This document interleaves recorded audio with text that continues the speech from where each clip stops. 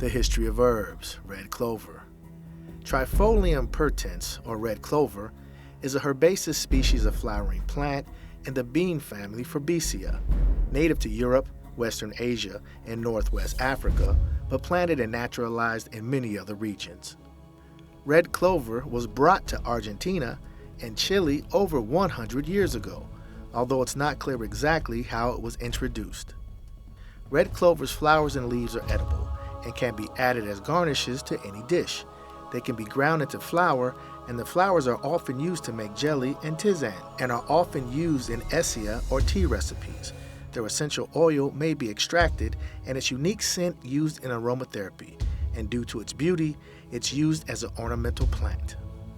Red clover is used in traditional medicine of India, and is promoted as a treatment for a variety of human maladies, including symptoms of menopause, coughs, disorders of the lymphatic system, and a variety of cancers.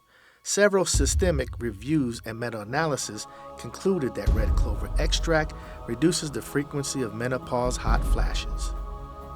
Thank you for watching The History of Herbs, brought to you by Dherbs.com.